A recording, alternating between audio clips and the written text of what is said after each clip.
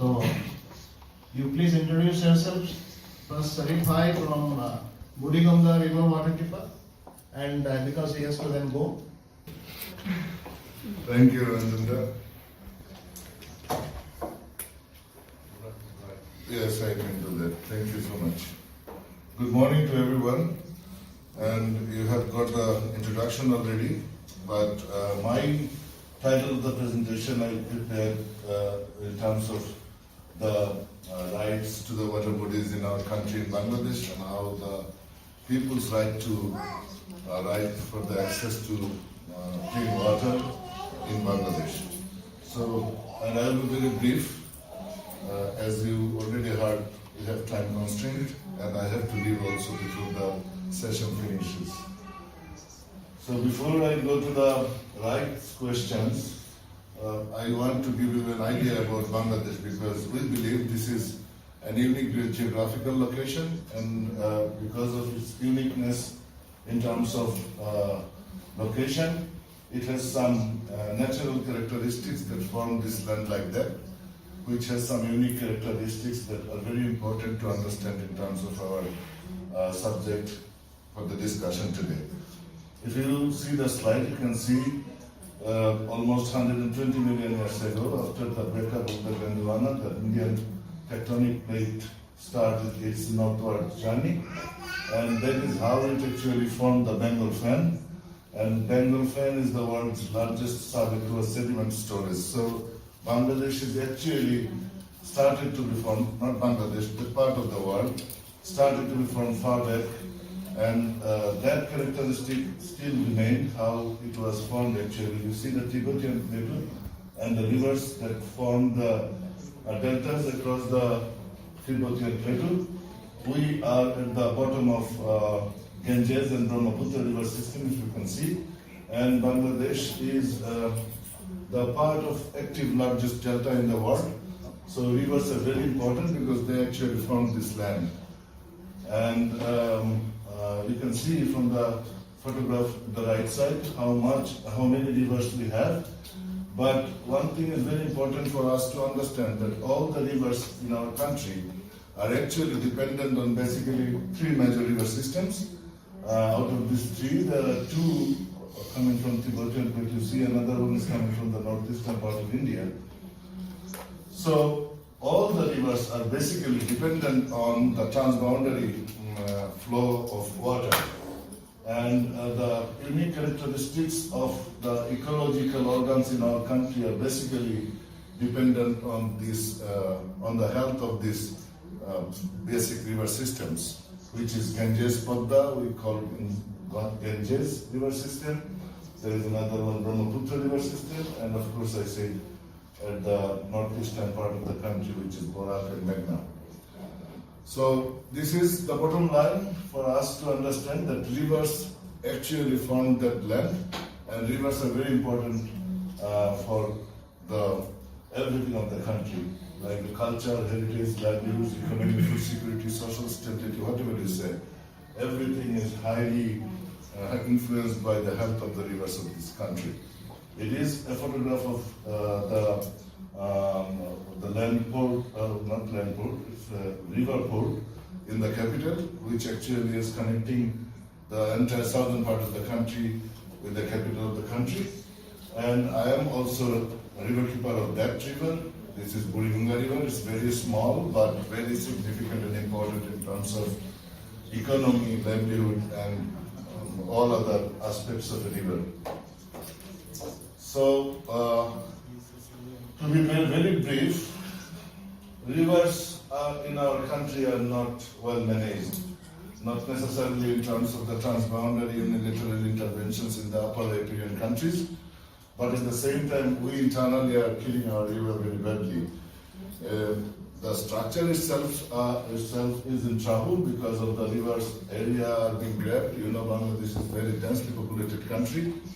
We have more than 1,200 people in 1 square kilometer on an average across the country. But in the capital, where the Budiganda River is, the population density is really scary. If you do not know that, I want to give you the figure. Bangladesh's capital Dhaka is the most densely populated capital in the world, and we have 47,000 people in 1 square kilometer. And do anyone know which one is the second densely populated city in the world? Anyone? China? Shanghai? Not really. Mumbai. Yes, Mumbai, but that's not the reason for my question. You can't imagine how big the gap between these two, first and second. First one I said 47,000 people in 1 square kilometer, but the second one, Mumbai, is only 23,000 people in 1 square kilometer.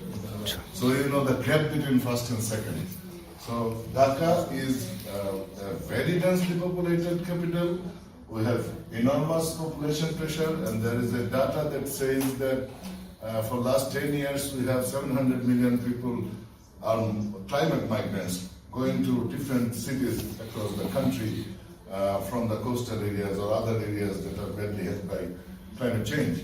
And among the 700,000 people, 400,000 people are coming every year to the capital. It's the data for the last 10 years. So we have huge population pressure. There is problems with the governance, and we have many legal frameworks. I don't want to go deep into all these things. We may know some from our speaker in the lunchtime today, because we are very happy to have a speaker from Bangladesh.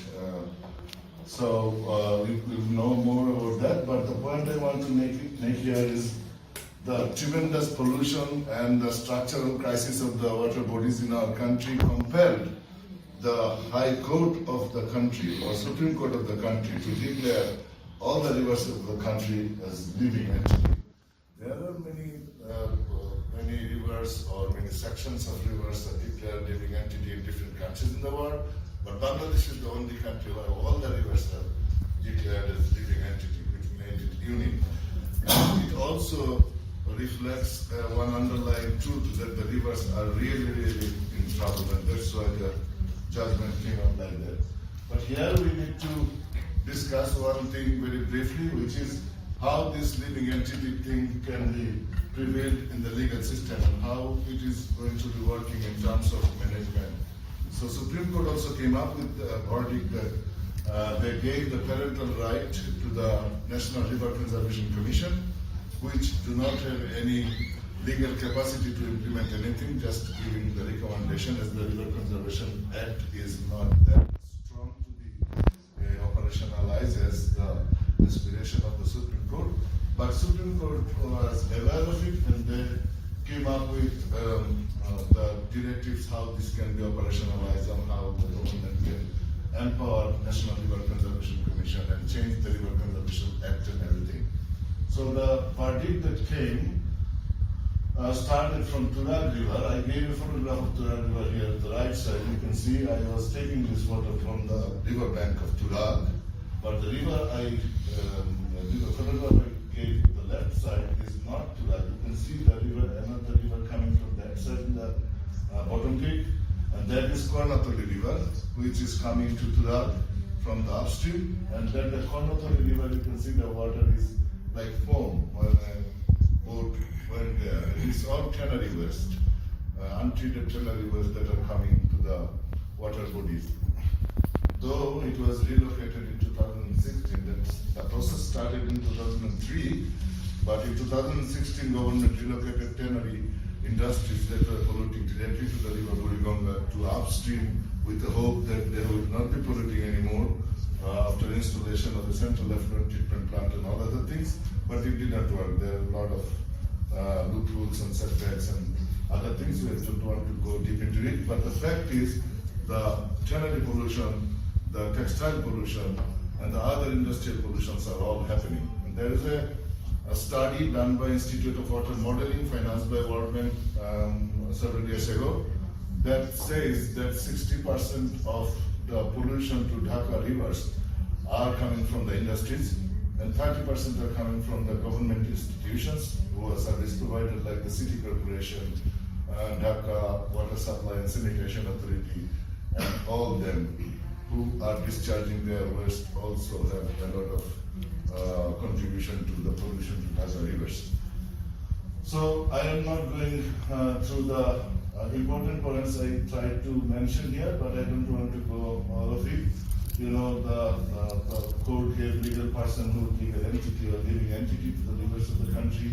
They gave parental person, local parentage. I don't know how we know it better, but what we as activists know that the National River Conservation is given the responsibility to coordinate all these things. Basically, we had a demand from civil society from long that one particular authority we need that will actually coordinate all other pertinent departments and ministries who are somehow related to the management of the river.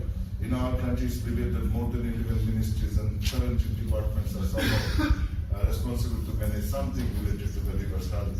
So it needs a coordination, and court came up with it.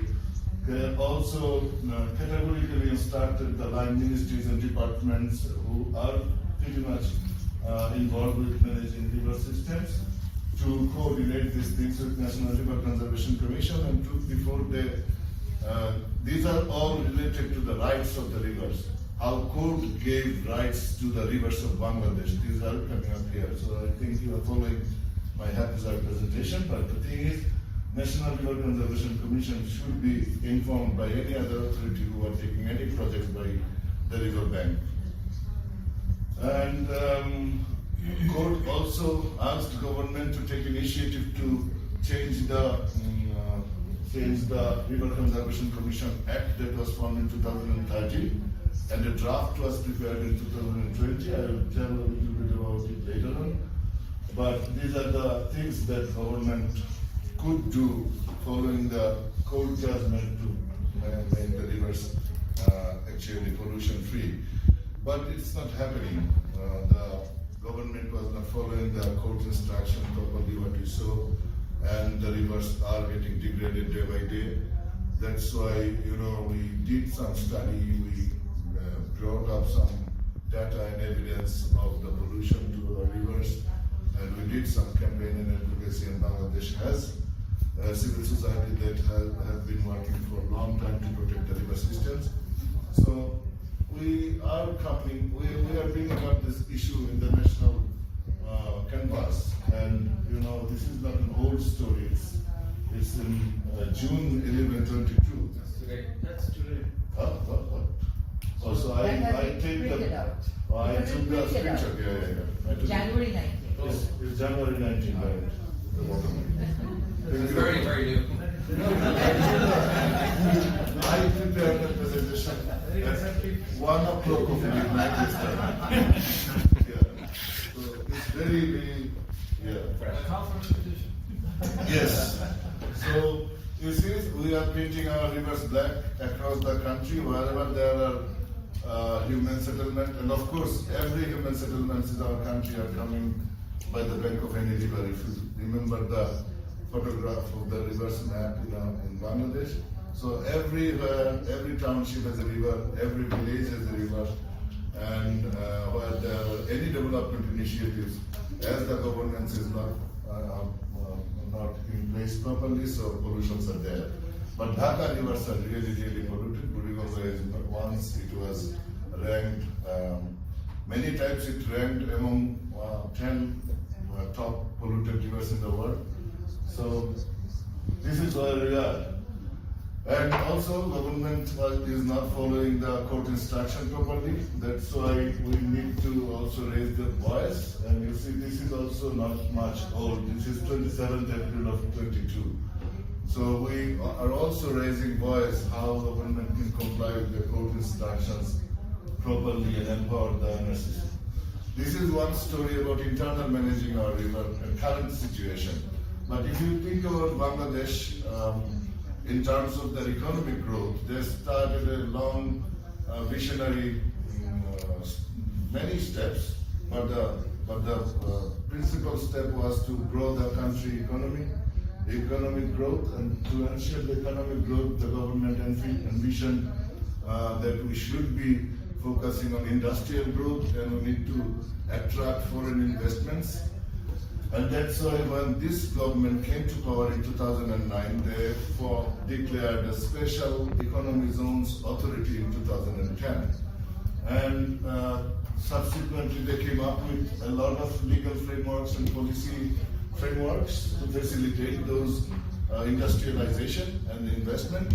And they invited, they declared more than 100 special economic zones across the country. This is to note that all the special economic zones are somehow by the bank of a water body, because water transportation in our country is believed to be 1/10 in terms of expenses and cost compared to the road transportation. So with this, government came up with a determination that they will attract investments and they will facilitate the industrialization.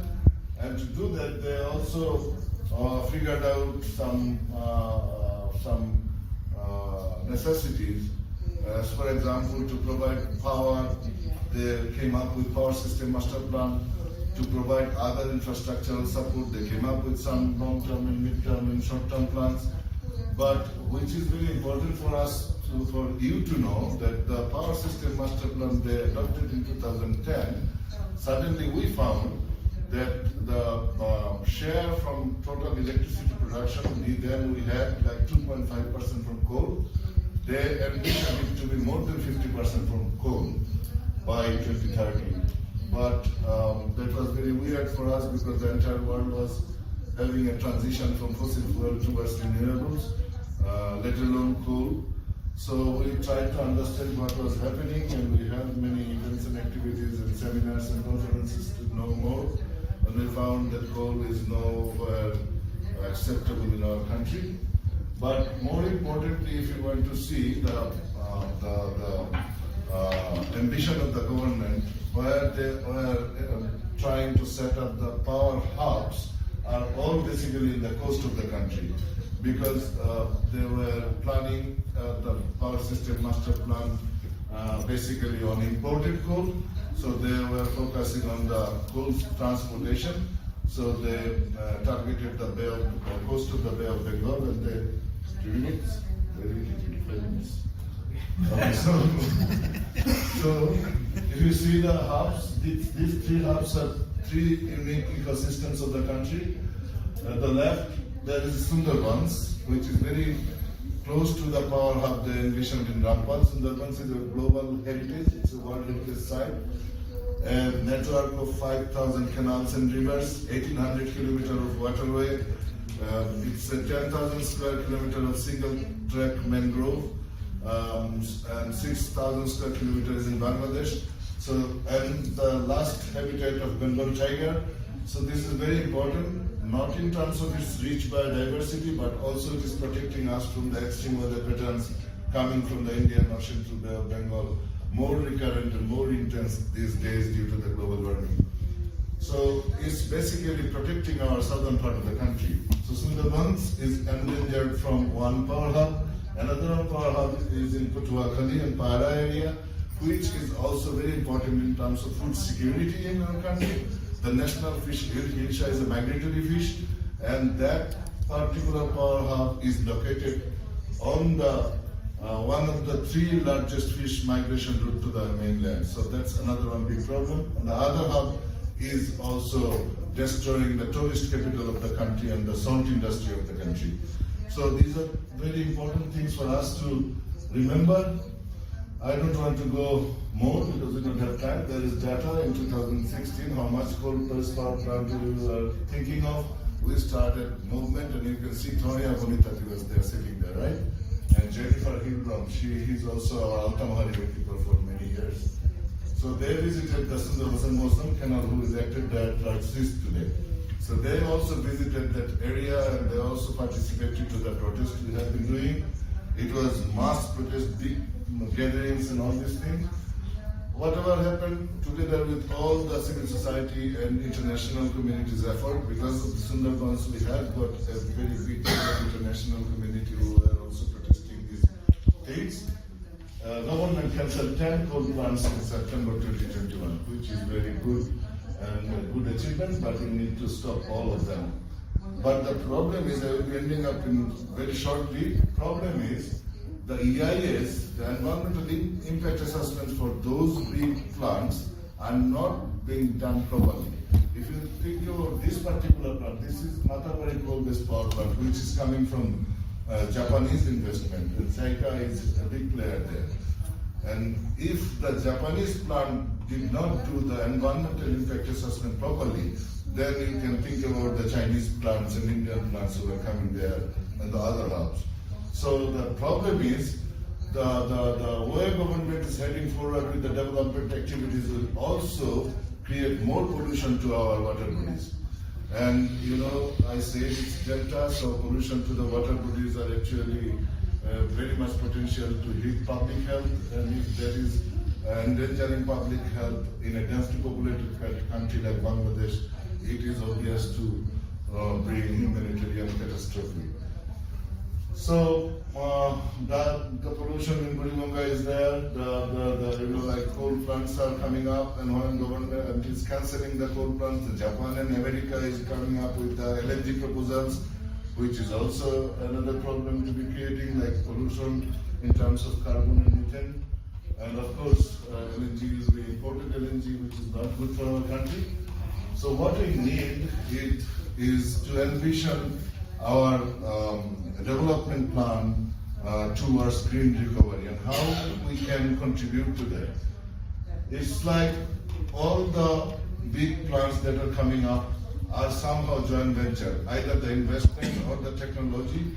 Some foreign countries are involved with that. So we, the international community, can also influence our governments or our people to help Bangladesh to grow their economy, to keep their economic activities onward, but not by polluting industries and technologies.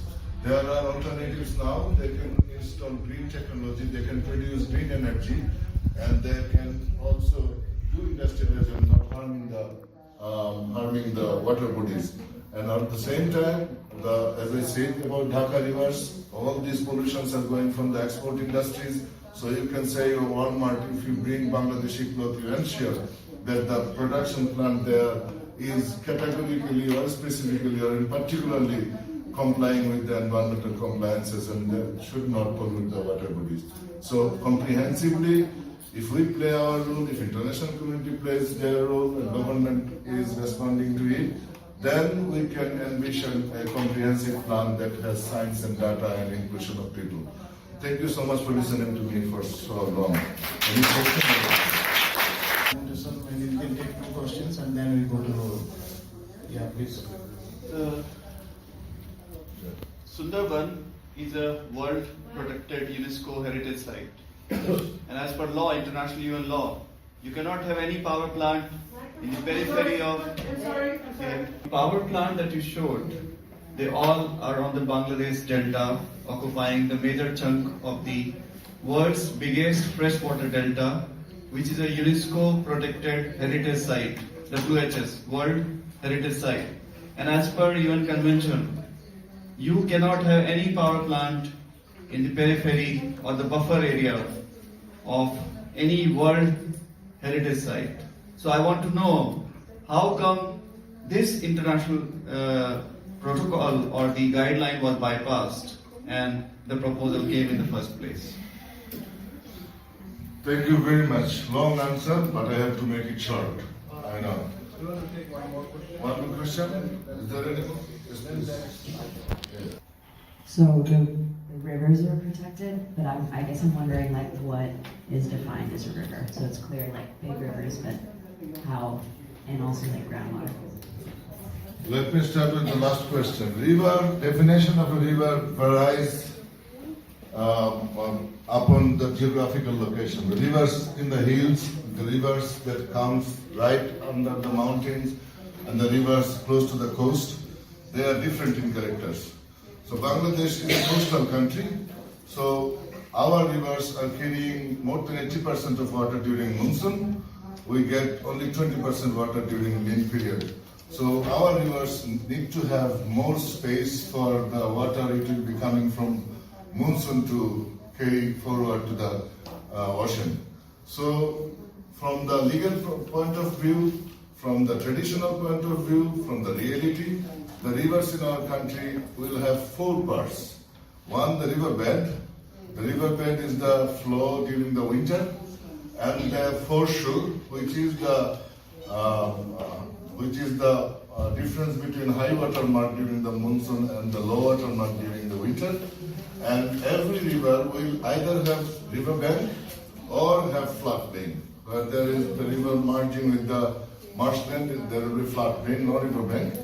But these four things are all protected by our legal systems. When you are figuring out the area of a river, the court in 2009 instructed and referred the court at 1966 and said it will have three basic areas, which is riverbank, foreshore, and riverbed.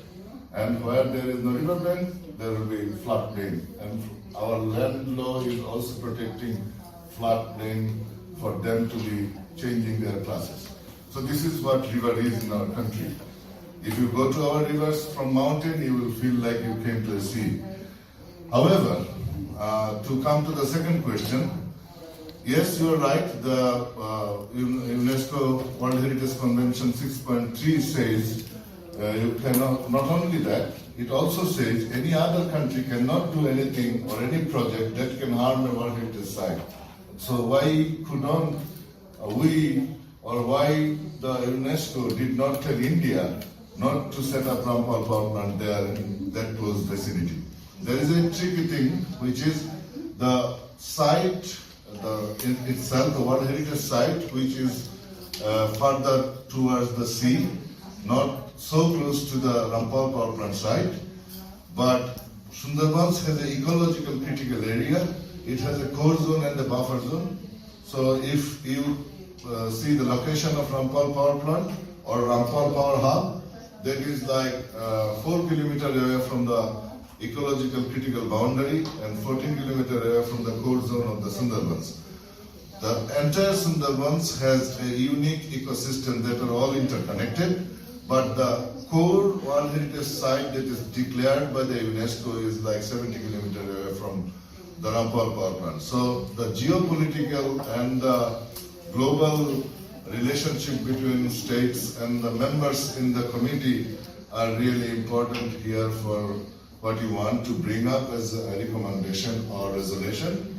But if you see the World Heritage Center's recommendation, they were coming up with all these recommendations and they said the committee should come up with whatever you were asking for and also to list Sundarbans as a World Heritage in danger.